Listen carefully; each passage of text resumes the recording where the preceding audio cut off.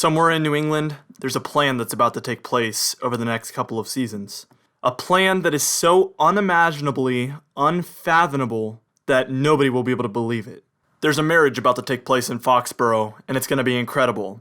But one thing, it doesn't include Trevor Lawrence, but it does include Jarrett Stidham and Bill Belichick. Now, before I get started with this video, be sure to subscribe for more Patriots content. Also, be sure to follow me on Twitter, which is where I'm getting most of the content that I'm putting in this video. Also, we have a new and exciting Facebook group that you can join. Both of those two things will be in the pinned comment down below. Go check it out. I'd love to see you guys there. Alright, now I've been hearing a lot of people talking about, oh, we're definitely tanking for Trevor Lawrence now because we didn't take a quarterback. Maybe it's about time you guys realize that it's finally time to accept that Bill Belichick likes Jarrett Stidham, and so do all the other players and all of the other coaches. We've heard many great things about Jarrett Stidham from the McCourty brothers. Daron Harmon said some things, and I think there's been some other players as well. And people had excuses like, oh, they have to say that. They can't say anything bad about their quarterback. Well, listen. They don't have to say anything at all. As Patriots fans, we know this. Silence is the key to getting on Bill Belichick's good side, is just not talking. And they didn't have to say this stuff. They chose to. And it's not a lie. They wouldn't just say something that's a lie. So I have some statistics in front of me because a lot of people on Facebook groups, Twitter, have been asking me, why am I so confident in Jarrett Stidham? Let's take a look at this draft for an example. Now, I want to just run you down the timeline of all the Jarrett Stidham haters that are Patriots fans that just don't want to give him a chance. I'm not saying he's going to be great 100%, but he deserves a chance because he has the intangibles to be great. And if we don't give him a chance, that will never be something that we ever find out. That's why he deserves a chance. And the coaches and the players definitely agree with me on that. Some fans do not. Some fans think he threw one pick six against the Jets, and that should be enough to tell us that he will never be great. That's ridiculous. First off, with that mindset, let's take a look at Tom Brady's first year as a starter. Keep in mind, it's not his rookie season. He didn't play his rookie season. This is his first year as a starter. He threw 18 touchdowns and 12 interceptions. If Jarrett Stidham played like that, the same people that were mad that he threw a pick six would be absolutely crucifying him if he threw that many interceptions compared to touchdowns. Even worse, let's take a look at Peyton Manning's rookie year. 26 touchdowns and 28 interceptions. He threw 28 interceptions, and that's two more than the amount of touchdowns he threw. You guys would be saying absolutely he should never play again. With that mindset, we would have missed out on Tom Brady, and the Colts would have missed out on Peyton Manning. That is not the mindset to take, or the approach to take with a new quarterback. And a lot of you also brought up the point, well, it's not that he threw an interception, it's that Bill Belichick pulled him and brought Tom Brady back in after he threw pick six. This is the reason for that. Because we're the Patriots. We're not the Browns, we're not the Jets, we're not the Redskins. We are the Patriots. Now, do you think that every quarterback the Browns have drafted in the first round was actually a bad player? Or do you think it had more to do with the Browns than the player himself? The Browns would throw their quarterbacks into situations that were not favorable situations and allowed the quarterbacks to absolutely destroy their confidence, therefore destroying their careers. If we would have left Jarrett Stidham in after he already had his confidence shot, he might have absolutely just done it even more and destroyed his own confidence, and that's the one thing you don't want to do with a young quarterback. Pulling him was absolutely the best move there because obviously he wasn't ready in that situation that year. Does it mean he's a terrible player? No. Did we do the right thing to assure that his confidence would not be destroyed? Yes. It was the right move, and it doesn't mean that Bill Belichick doesn't like Jarrett Stidham. It actually means that he does like Jarrett Stidham. He wants to make sure that Jarrett Stidham does not have destroyed confidence. Now that that's out of the way, this was a quote by Bill Belichick when asked about how he feels about his current quarterback situation. I believe this was after they hadn't taken a quarterback in the entire draft. So this is what he had to say about that. Bill Belichick was quoted as saying, "I like both players. We've had Brian a couple times. I think he certainly gives us a very solid level of play, and we have a lot of confidence in him. Jarrett had a good year last year. He improved a lot, and we'll see where that takes him. Yeah, I have confidence in both players." Now, a lot of people took that and said, well, look, Brian Hoyer is going to be the starter. Last year, Jarrett Stidham, after his preseason performance, actually became second on the depth chart in front of Brian Hoyer. That's what gives me utmost confidence that he will do the same thing this year, and Jarrett Stidham will be the starter. I'm ultimately very, very confident that Brian Hoyer's position is to mentor and be there to help Jarrett Stidham, and that's why they brought him back. There was better options out there for win-now type quarterbacks, and they brought in Brian Hoyer because he knows the system and he's going to be able to help Jarrett Stidham. Ideally, Tom Brady would have stayed a couple more years, and Jarrett Stidham would have been able to learn behind Tom Brady a couple more years. However, that's not the case. Clearly, Tom Brady wanted to leave, and he did, and we have to accept that. Tom Brady is gone. Now, they passed up on a few quarterbacks, so let's talk about that. We're going to talk a lot about our draft class now. So let's take a look at the defensive players that they took this year. In the red, I've highlighted the defensive players that they took. Kyle Duggar, which is probably going to be a starter this season or next, where Patrick Chung had started previously. So we're either going to have him, again, take over that depth chart and actually pass up Patrick Chung, or we will have him wait a year and probably Patrick Chung will be retiring within the next year. That's why that's such a good pickup. Then Josh Uche and Fernie Jennings, both of them have starting potential, and they're ideally going to replace Jamie Collins and Kyle Van Noy. They're both more athletic than those two. Those two are both over 30, so we're getting much younger at those positions, and that's why we could be improved at the defense actually this year. And then we actually took a guy named Cash, a linebacker out of Wyoming, in the 6th round. Obviously, he probably won't be as much of a contribution to the starting lineup, but, anything's possible, and as a Patriots fan, I know that. Now let's go ahead and highlight some players that are going to help us win now.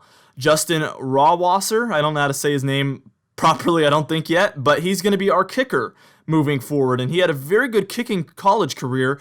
He was very good beyond 50 yards, and he's going to be a good kicker for us. That's a win-now type move. We could have just picked up some random kicker and used that draft pick to pick another type of player that would have been more helpful for a developmental team down the road, or a rebuild. And now let's highlight all the players that are going to help Jarrett Stidham with this starting offense. Tight end, guard, center. These are all going to help the offense be better. And probably half of these players will make contributions to this team.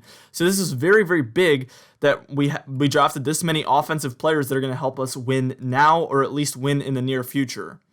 Now, let's go ahead and highlight the players that we actually passed up Jordan Love to get.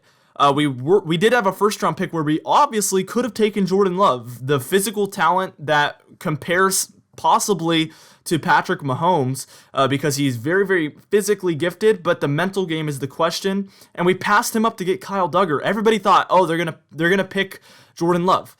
Well, they didn't, and also, they could have picked Jalen Hurts with this pick as well, which is another quarterback the Patriots fans that didn't like Jarrett Stidham and didn't think that he's our future starter thought that we would pick Jalen Hurts. Well, he was picked about 10 picks later. We totally could have taken him there instead of a developmental safety that's going to start maybe next season, this season.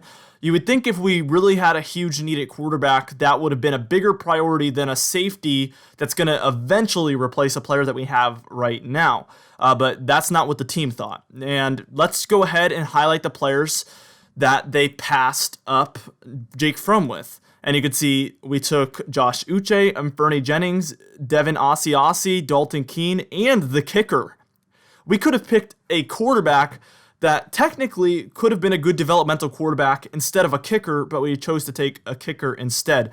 That just shows where the priorities are. It's not a huge need to the team. They did not think that going into this draft that a quarterback was really anywhere near the top of the board. They took a kicker, tight end, edge, linebacker. They took guards, linebackers, center. I mean, all of these positions, they obviously prioritized higher than quarterback. Now, last but not least, here's a list of all the players that we picked that actually lead me to believe that we have confidence in Jarrett Stidham and also help Jarrett Stidham in some way or the other. And you can see we have all of these listed because they all help him. So this was all geared towards a win now. The draft was definitely a win now. Plug up the defensive holes and continue to have a top 3 defense. We addressed tight end, improved the offense, and then they improved the offensive line to really help with the run game. Now, they did take 2 undrafted rookie quarterbacks, and I like that move a lot because I like both of those players as potential long-term backups. Really good for the scout team. We took a running quarterback that's going to really compare well to Lamar Jackson and Patrick Mahomes. As far as a scout team type player, I'm not saying he's going to be like them actually, but he can give that running ability That's going to help the defense practice for a more new style quarterback that we're having to deal with, especially in the AFC. The NFC has a lot more old style quarterbacks, really prototypical passer, pocket passer quarterbacks. The AFC is definitely moving towards a quicker, more running type quarterback. Now, you might be wondering, well, how will this team line up this year then if all of the stuff I'm saying is true? Me personally, I project the Patriots to win 10 games. A lot of people think that's laughable. But I do not. I think best case they can win 12 games, and worst case they win only 8 games. 8-8 is a worst case scenario. In order to win 10 games, the defense has to be a top 3 at rushing the quarterback. That's what was their strong suit last year, and that's what helped win multiple games last year. And if they do that again, we're automatically going to win a lot of games, no matter who is at quarterback. This appears likely. Also, the run game must improve at least slightly, and Jarrett Stidham has to have over 2,000 yards and 10 touchdowns, and that's my minimum expectations for Jarrett Stidham. That's where he's going to need to line up. He's going to need to at least have 2,000 passing yards and 10 touchdowns to be a viable option moving forward. Also, the run game improving. With David Andrews coming back, that seems obvious that it will. We address the offensive line, and as long as the offensive line is relatively healthy this season, the running offense should be a lot improved, and that's really going to help Jarrett Stidham and the defense. It's going to help the team overall. Last season, if the offense scored 0 points the whole season, we would have gone 5-11. I'm not even joking. Look it up. And a lot of Patriots fans think that we will do worse than that, even though our offense could have literally done nothing, and the defense alone would have won us would have made us go 5-11. The Patriots defense last season was so good. Here's where they ranked up. They were number 1 overall, number 1 in interceptions, number 1 in yards allowed, number 1 in touchdowns allowed, defensive touchdowns scored, first downs allowed, pass completions allowed, and passing touchdowns allowed. They were number 1 in all of those statistics. They were probably the best defense at least since the Seahawks back in like 2013 or whenever they were really good. They lost Kyle Van Noy and Jamie Collins. Again, I addressed that kind of earlier in this video. They were older players. They had slowed down a bit, which obviously isn't ideal. It's not good that we lost them, and it is going to be pretty difficult because they were good players and they fit in our system. But I think that Uche and Jennings will fit easily into those two roles, and honestly, they compare well to those two players. They're just going to be more athletic and younger than Kyle Van Noy and Jamie Collins. So if that works out perfectly, we will see improvements there. We did lose Deron Harmon and Danny Shelton as well. However, they were rotational players, and we won't be feeling the brunt of those as well. Overall, we've upgraded at defense this season so far. Why would I think the Patriots are in a win-now mode, and why would I think that Jarrett Stidham can win more games than Tom Brady did, or why would I think the offense could be better? Well, in 2019, we had 25 passing touchdowns from Tom Brady, and that was right around average. The average among all of the teams was 24.9, literally 0.1 away from being average. We had 17 rushing touchdowns. The average among all teams was 14, so we were a little bit above average there, and we had 1,700 rushing yards when the league average was 1,800. Now, this is where it becomes quite obvious that our running game was struggling. Yards per attempt was 3.8, while the league average was 4.3. That's huge.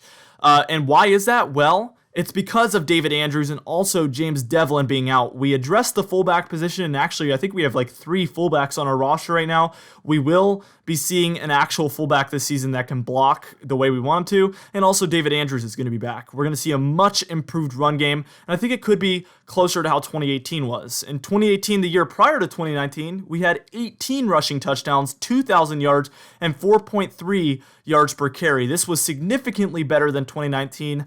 Again, because of the offensive line and because of the fullback position. And that's all for this video. I know this was a quite long one. I wanted to address every reason why I think the Patriots defense and offense will be improved this year despite losing Tom Brady. I think we still will be improved because we're going to go back to a running offense. That's what we had in 2018, and the offense was better in 2018 than it was in 2019. We had a rush-first offense, and I think if we can get back to that with Sony Michel, the improved offensive line, we are in great hands.